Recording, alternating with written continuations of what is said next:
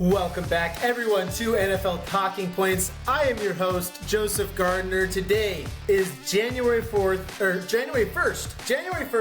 2026. Today is the first day of the new year. Hope you all had a wonderful Christmas and a wonderful new year. We are back with our Power Rankings podcast today. I am here with Matthew Arscott. Matthew, Happy New Year, Merry Christmas. How have you been, man? I'm doing great. Thanks so much. Happy holidays to you. Late Merry Christmas, Kwanzaa, Hanukkah, and a Happy New Year to you, 2026. It's New Year's Day, so, we're here talking NFL football, but I wouldn't be able to be doing it on New Year's Day without, of course, the Rose Bowl and other New Year's Six college football games on in the background, so we're keeping a close eye on that. I hope that's not like some sort of redistribution thing that you get in trouble for, that I'm giving you glimpses of the Rose Bowl in the back, but It's a good day. It's a good day for football, and it's a great time to be an NFL fan as we get ready for Week 18 of the regular season. Week 18 is coming up. This is our Week 17 Power Rankings. This goes over everything. Over the last 2 weeks, Matthew and I just compiled, because we didn't do an episode during Christmas week. We compiled both of our rankings between the 2 weeks. This is from Week 15 to Week 17, the difference there. For our audio listeners, for the video listeners, they can see everything, but for our audio listeners, I've got our post-game win expectancy rankings. My rankings are combined rankings, Matthew's rankings, as well as the standings as they currently are, as well as which playoff teams there are. You can see down number 22, you've got the Buccaneers at 7-9, the only team even in that area that is not eliminated from playoff contention. We'll get to that a little bit later. Let's just get right into our power rankings, our combined rankings, starting with tier number 1. This is teams 1 through 8. Number 1, the Seattle Seahawks, up 2 spots. You and I both have the Seahawks at number 1. Broncos stay where they're at number 2. Patriots at 3, up 1 spot. The Rams drop out of number 1 to 4, dropping 4 spots. 49ers up 3 to 5. Bears stay at 6, Jaguars stay at 7, and the Bills come down 3 to 8. 49ers and Bills just switched spots there, essentially. The things that I had on this section, I had the 49ers and the Rams at 6 and 4, respectively. And you've got them flipped. 4 for the 49ers, 6 for the Rams. And then same with the Jaguars and Bears. I've got the Bears at 5, Jaguars at 7. You've got the Jaguars at 5, Bears at 7. You and I have the same 4 through 7, just a little bit mixed up.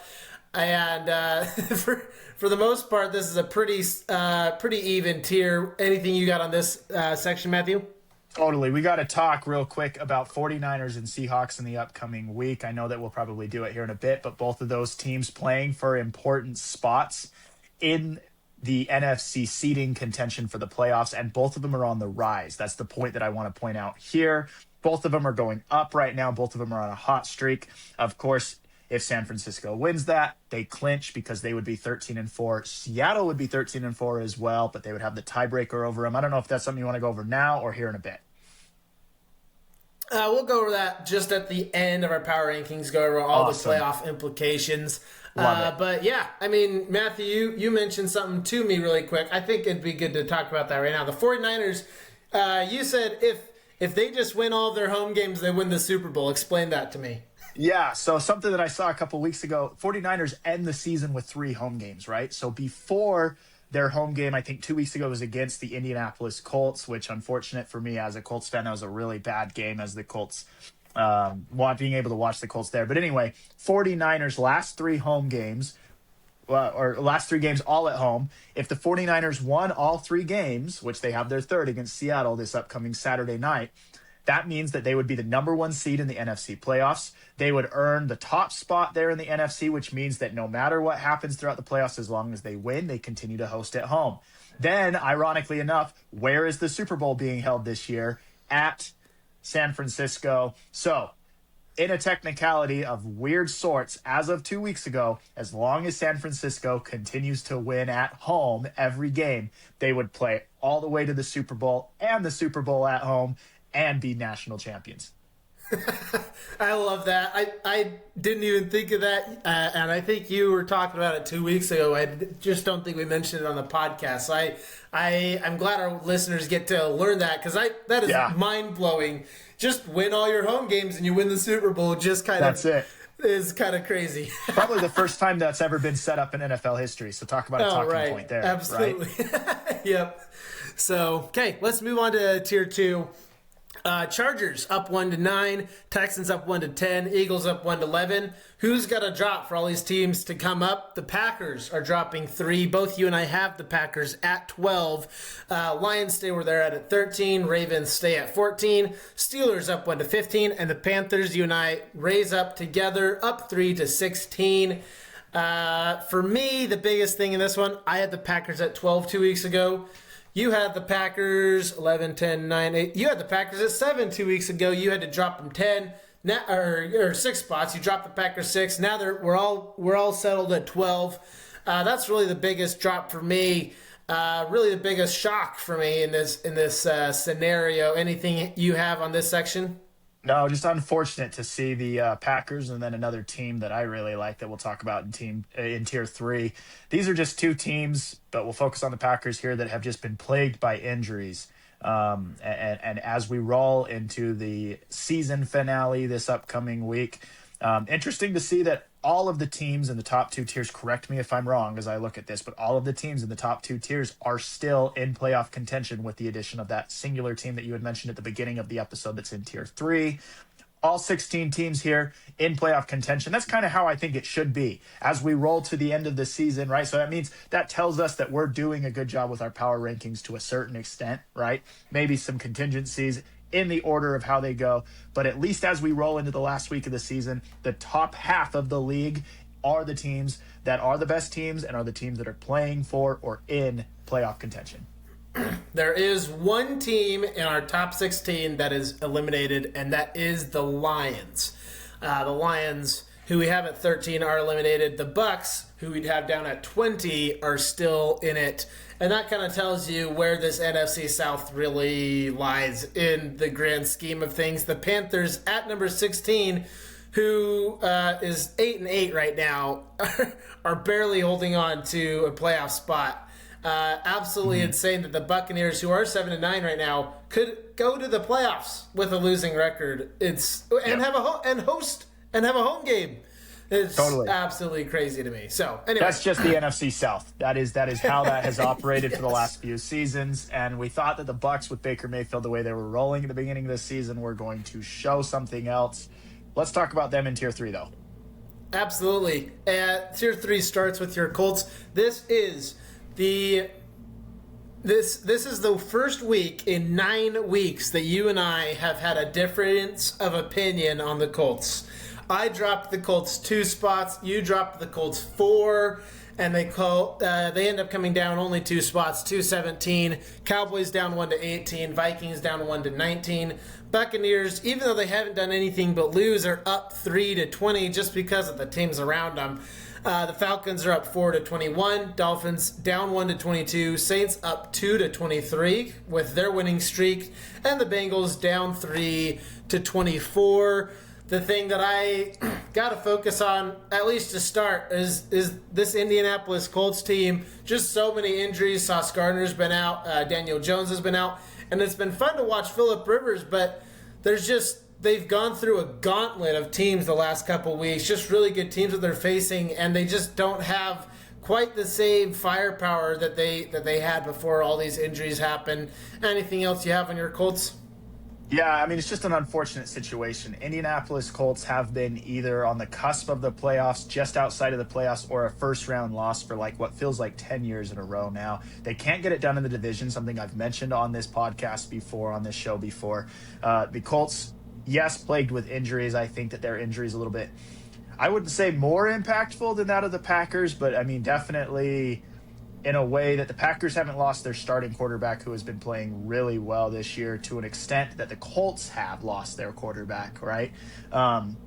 That being said, unfortunate as a Colts fan, excited to see what the future holds because they do have a good team. Little talking point for the NFL Talking Points show today is that Phillip Rivers announces today he will not be returning to football. No shock there. He will return to coaching high school football. Really fun to watch his high school football team watch him and see those video clips as he's been able to go and sling it. Huge shout out to Phillip Rivers for all that he's been able to do and really, honestly, as a Colts fan, have appreciated what he's done for our program here in the last few years. And it has been fun to watch Phillip Rivers sling the ball around. I mean, obviously, he's got that shot put throwing motion. It looks super weird whenever he throws it, but the way that he's able to read defenses makes it so that works. He finds the open guy and is able to get his guys in positions to win. You don't see that as often in today's NFL, and it's really fun to be able to see that work against really elite, like the Seattle Seahawks defense was lost multiple times because of the way that Rivers was able to read what we see as this phenomenal, like, new brand of defense with Seattle. Just was completely torn apart by the brain of Phillip Rivers. Super fun to watch. Other thing in this section, the Buccaneers up 3 spots, even though they've done nothing but lose. They're still in the playoff race, and the teams around them, the Dolphins, the Bengals, I mean, they haven't really done much to show us that they should be taken seriously in any form or fashion. Even with Joe Burrow back, the Bengals have looked terrible for the most part. The Buccaneers, we'll get to it right at the end, but still with the shot at the playoffs, however slim that is. So we'll go to Tier 4 with the Kansas City Chiefs, who went to the Super Bowl 3 times in a row at 25, down 3 spots. You and I both have them at 25.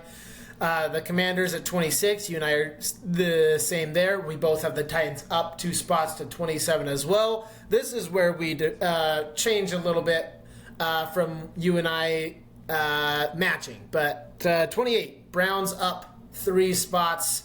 Cardinals down 2 to 29, Jets down 2 to 30, Giants down 1 to 31, and the Raiders, you and I stay the same at 32. A lot of movement on your side in this bottom section between the Browns, Giants, Jets, Cardinals, which is fair. I kind of just kept everyone where they were for the most part, outside of the Titans up 2 spots. Titans have looked good. What do you see in this section, Matthew? I'm so glad that you asked me this question because I was extremely tempted to just keep my bottom, what is it, 5 or 6, all the same, because I totally could have. Record-wise, they all are around the same thing, or they are the same thing, right? So I could have just moved them contingently from 2 weeks ago into the exact same position now. Why haven't I? Because I actually have had a change of heart about a few of these teams. Browns defense has looked extremely good against some really good offenses. They've disrupted teams, which it's just unfortunate they weren't able to do more than 3 times, or was it 3 times this season, right? And they only have 3 wins. Browns with 4 wins this year. 4 wins, pardon me. So they've won 4 games. They've probably had about that many good defensive games as well, but they're solid. I mean, their defense has been absolutely amazing, even with the losses that they have in their loss column. That being said, the Titans have also woken up on offense. I am a little bit of a Cam Ward believer now, which makes me shaky as an Indianapolis Colts fan in the AFC South. I really hope that that's not something that flows over into future seasons, but it probably will. That being said, Jets and Cardinals continue to just make me want to throw up in the way that they perform. And the Raiders there are good teams and bad teams, to quote the movie Moneyball, and there's 50 feet of crap, and there is the Las Vegas Raiders. That's where we're at with them. Absolutely. I mean, when you watch the Raiders, it seems like it's a completely broken team. There's no rhythm. There's no, I mean, it doesn't feel like a Pete Carroll-led team whatsoever. Mm-hmm. There's no fight. There's nothing. And it's not fun to watch in every aspect of pretty much every part of this team. It just seems like there's nothing right going on. And I think Max Crosby and Brock Bowers are really the only shining spots of this team, and both of them have been put on IR by this organization in hopes to get that first overall pick. So 32 is where they belong. Which could be this gentleman that's playing on the screen behind me for Indiana, Fernando Mendoza. We'll have to talk about that either on my show or in another episode for you. Oh yeah, absolutely. And for those of you who don't know, Matthew Arscott does his own podcast, the Matthew Arscott Sports Show, and I'll have him plug that on the way out. But he covers everything college football. He covers everything in all the sports realm. So super fun podcast to listen to as well. Really quickly, post-game win expectancy, and then we'll get to our playoff scenarios. A couple things I've got here. The Rams are the only 14-win team in the post-game win expectancy. And the other thing that stood out to me, Colts are the best AFC South team if it came down to post-game win expectancy. Right. The Jaguars and Texans would be the same record, but looking at the percentages of how close the games would have been, Colts would have been the best 9-7 team. You would have had three teams all right there. Titans, with only one win that came against the Chiefs, all of their other wins they shouldn't have got. Somehow the Titans have 3 wins, including that ridiculous win against the Cardinals forever ago. But the main thing in this one that I saw, the Eagles, who are a playoff team, are 7-9, down with teams like the Chiefs, Falcons, Cardinals, Dolphins, and Saints. Just kind of a weird place to be if you're an Eagles team. And I mean, I've got some red flags for all of the playoff teams that I'm going to get to, but anything else you have on post-game win expectancy? Totally. One thing, as we roll into this weekend, and of course, as we roll into this final segment of your show and we talk about playoff clinching scenarios, really important to see that on this post-game win expectancy in the bottom tier is a 5-11 Panthers team. Something to talk about here in a minute. Yeah, I didn't even see that one. Panthers at 5-11. That is absolutely insane. And you know what? We'll just have that lead straight into our playoffs because the Panthers right now are 8-8. They are win and in. The Panthers win the game. They are in the playoffs. They represent the NFC South with a home game in the playoffs at 9-8. The Buccaneers are the only team that can really put up a fight against them this week in Week 18. If the Buccaneers win, they'll go to 8-9, have the same record as the Panthers, but need a tiebreaker to go the right way. Buccaneers also need the Falcons to beat the Saints in order for the Buccaneers to make the playoffs. So the Buccaneers need to win, and the Falcons need to beat the Saints in order for the Bucs to make the playoffs with a losing record. If the Panthers win and the Saints win, the Saints would end up second place in the NFC South with the Falcons in third and the Buccaneers at 7-10 coming in fourth place in the NFC South with a Panthers win and a Saints win. That is insane to me that the Saints would take second would be a collapse in the NFC South. People would get fired all over the place. I mean, I think people are going to get fired for the Bucs if they don't make the playoffs, but I think people will for sure get fired if they end up in last place in the division. Imagine ownership trying to take accountability or trying to find who's accountable for that, right? You know.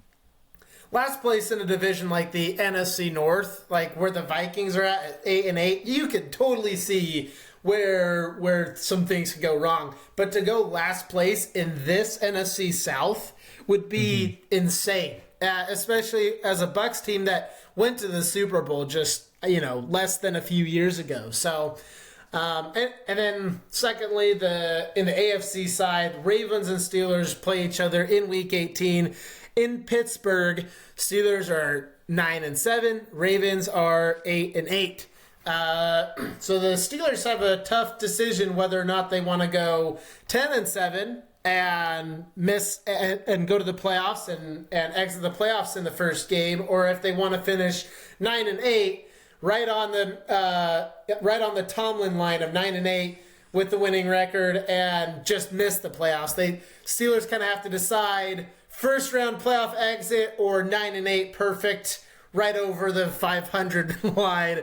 Ravens will have Lamar Jackson in this game. Matthew, anything you have on this one?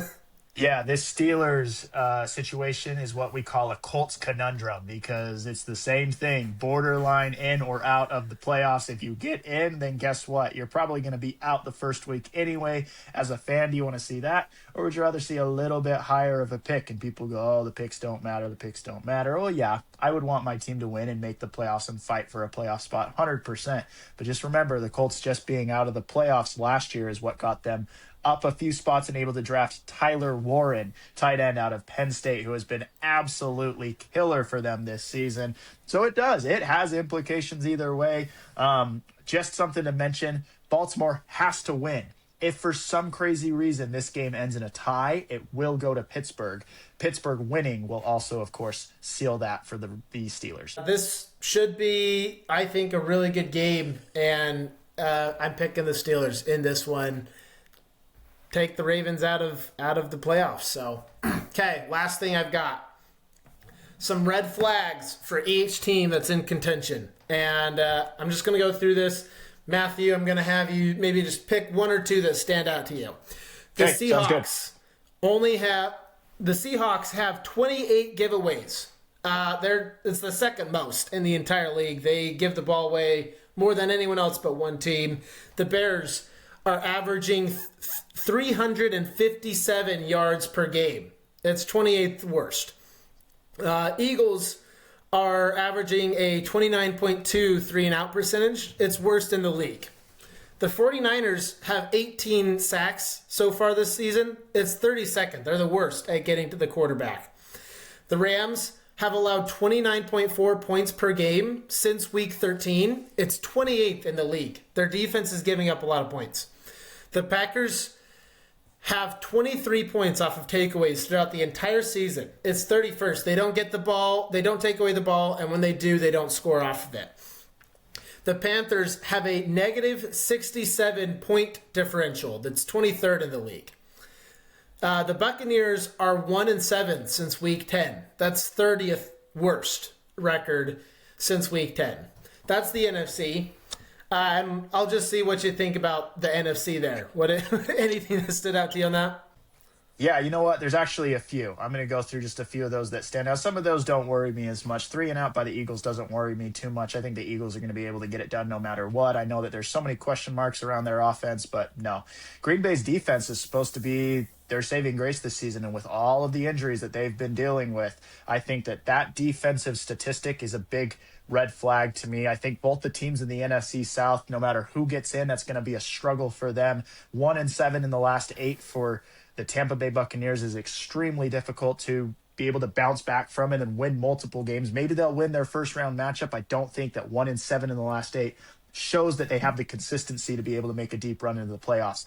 The Panthers, on the other hand, you give me all these statistics about them. Let me give you a few back your way. 27th in points per game, 27th in yards per game, 29th in total defensive sacks, 14th in total turnover differential at exactly 0. They've gotten as many takeaways as they have given the ball up this season. I don't think the Panthers have the ability to sustain a deep run in the playoffs. The Seattle stat, give me that stat one more time if you have it up. You said it very first, so it's kind of in and out of my head. 28 giveaways. That's second worst. I mean, offense is just turning the ball over like crazy. Hot take here. Sam Darnold, good quarterback, has done some amazing wonders for specific teams in the last few years, Minnesota Vikings, etc.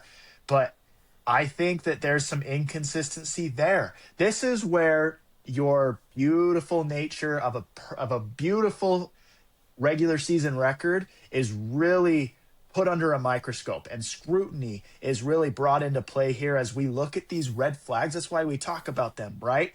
We need to look at what is sustainable, what is consistent. That's a lot of turnovers for a team to be able to make deep runs in the playoffs. It makes me just kind of go back to who's old reliable, who's got it. I don't know. The Bears one you said, not that much offense. I think that one is kind of like a yellow flag to me. That's not like just like brush it off, but it's also definitely not something to panic over. Bears was 357 yards per game allowed on defense. Oh, excuse me. Okay. That's So that one, the Bears defense is very heavily reliant on turnovers. When they don't get the turnover, they have been terrible so far this season. And I think that pretty much just leaves us with the Eagles, 49ers, and Rams as the three that we are the least concerned about. And I honestly think that really sets it up really well for who we think is going to be playing in this NFC championship game. Eagles, 49ers, and Rams just feel like the red flag is the least concerning when it comes to playoff football. And I think that really seals what we think of this playoff picture for the NFC. Definitely. So now I'll go over the AFC and just pick out a few that stand out to you. Broncos are 12, only have 12 takeaways so far this year on defense. That's 28th. Patriots with a negative 17 sack differential. That's 29th in the league. So they're getting sacked and they're not getting sacks on defense. Jaguars with 125 penalties. That's the worst in the entire NFL. Texans have a 45.1% red zone touchdown percentage on offense. That's 30th in the league. They're third worst when it comes to red zone touchdown percentage. Chargers have allowed 56 sacks this year. That's 29th in the NFL. 144 rushing yards per game allowed. This is the Bills. So the Bills have allowed 144 rushing yards per game. That's 29th in the league. The Steelers and the Ravens have both allowed exactly 245.3 passing yards per game. They are tied for 29th worst in the league. That blew my mind. The Steelers and Ravens having the exact amount of passing yards per game allowed throughout the season is insane to me. But that's the Steelers and the Ravens. What stands out to you in the AFC? Give me that first one more time with the Broncos. I wanted to. Broncos have only 12 takeaways this year. That's 28th in the league for how good they've been. Yeah, and you know what? This is a Broncos defense that was expected to be a lot better, but for some reason that one doesn't scare me as much. The Jags one doesn't scare me as much. The Pats negative 17 sacks, that doesn't scare me as much. You can tell I was writing those all down. Steelers, Ravens, 245.3 pass yards allowed. That's more the yellow flag one for me here, kind of like the Bears, right? That's something that I don't think will get them to the Super Bowl. We talked about these are two teams that are on the cusp of the playoff anyway, so it's a yellow flag for me. Let's start going from yellow into dark yellow into red, right? Dark yellow flag for me here. Bills, 144 rushing yards per game allowed has been something that has plagued me all season. I like the Bills, but I was talking with a coworker just yesterday about how this Bills team hasn't looked the same this year as they have in years past. And for a team that now has what seems like their only obstacle that's been in the way of the Super Bowl for the Bills has been the Chiefs the last, 3 or 4 or 5 years. That opponent is now all of a sudden out of the playoffs, and the Bills don't look like they're going to have what it takes to get it done to get to the Super Bowl for me. I guess when we get into the playoffs, Sean McDermott is good. Josh Allen is good. Let James cook. Maybe they'll show me differently. I really kind of hope so because I do like the Bills. That being said, two that stand out to me here.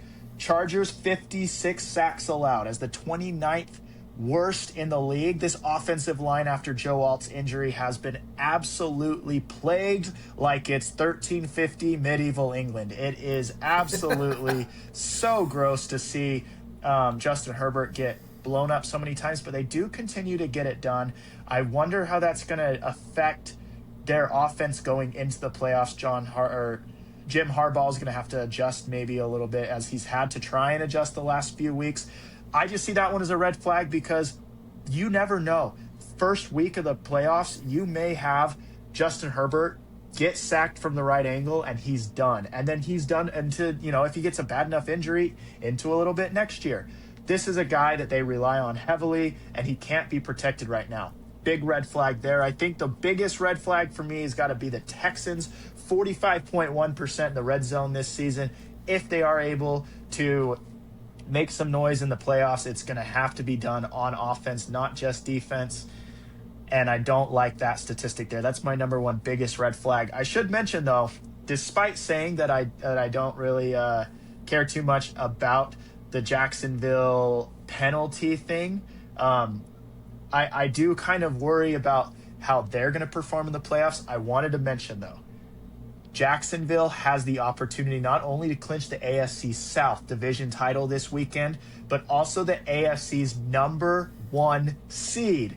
First round bye, home field advantage, but they have to win. Denver has to lose, and New England has to lose. If all three of those things happen, you have yourselves the Jaguars home field advantage all the way until they get to San Francisco if they can do it, and they have the first round bye. But Jacksonville clinches the AFC South division with either a win or Houston loss or a tie.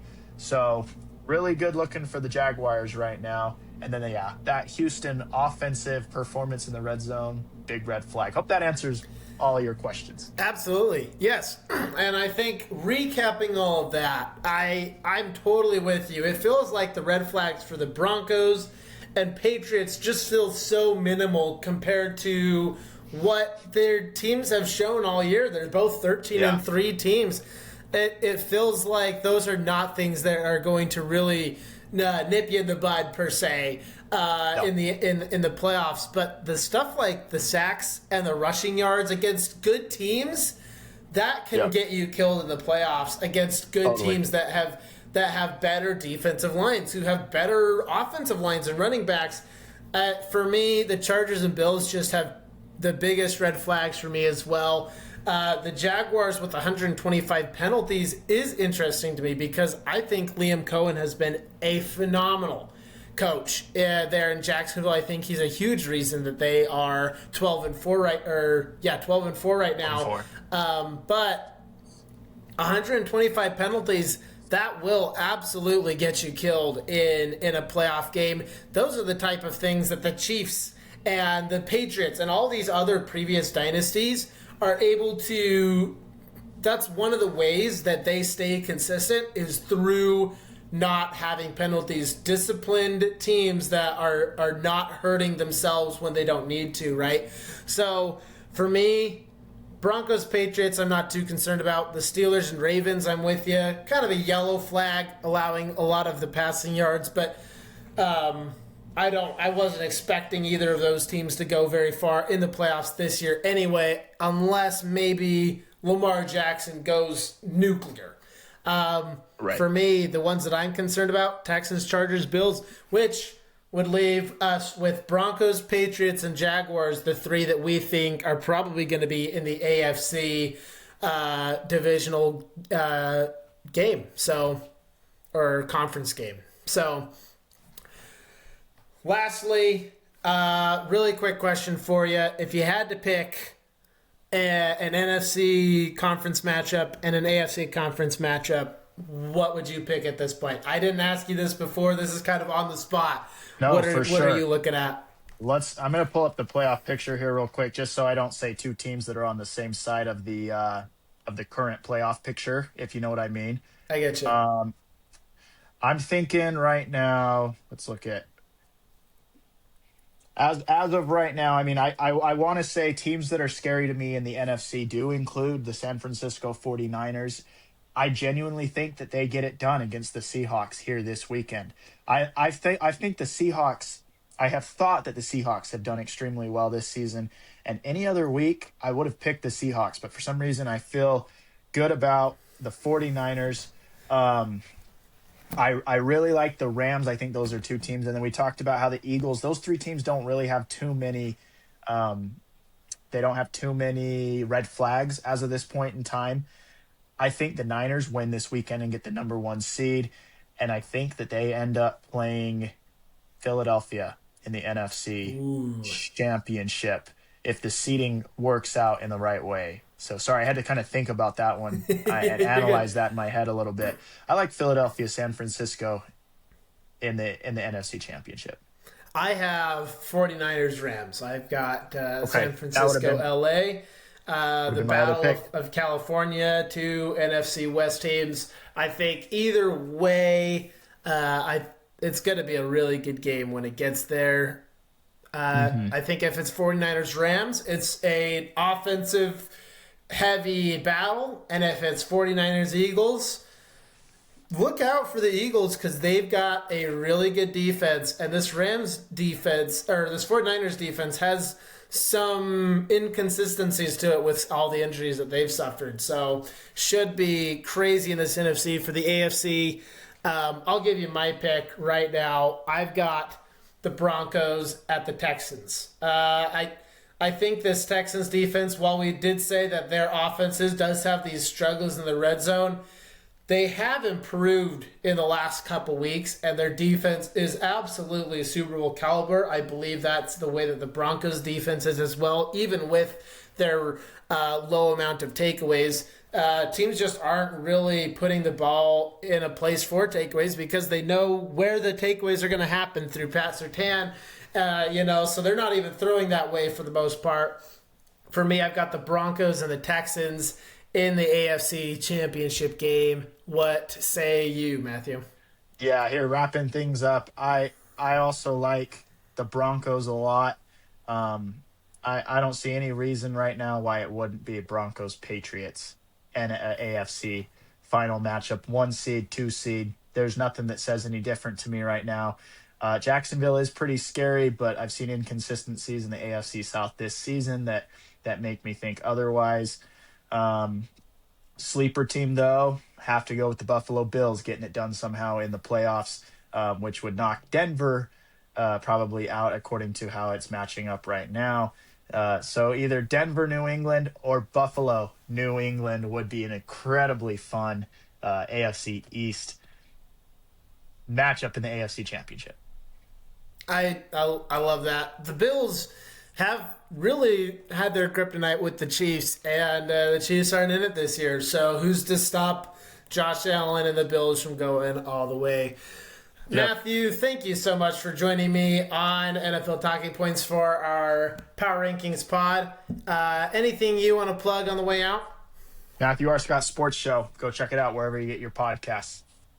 He does a fantastic job over there. And as we get into the playoff season, as we get into draft season, I'm gonna look to Matthew for a lot of my college information. He just joined our my dynasty league, and I am somewhat scared that he's going to be able to pick up all of the rookies that are going to be the correct rookies going into this rookie draft next year. But anyway, check him out, and thank you everyone for joining me.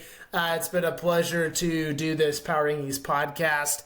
I will try to be with you a little bit later this week to recap what's gone on the last 2 weeks of football, give you a little bit deeper dive into what to expect going into the playoffs. And until then, love you all. Heed the call.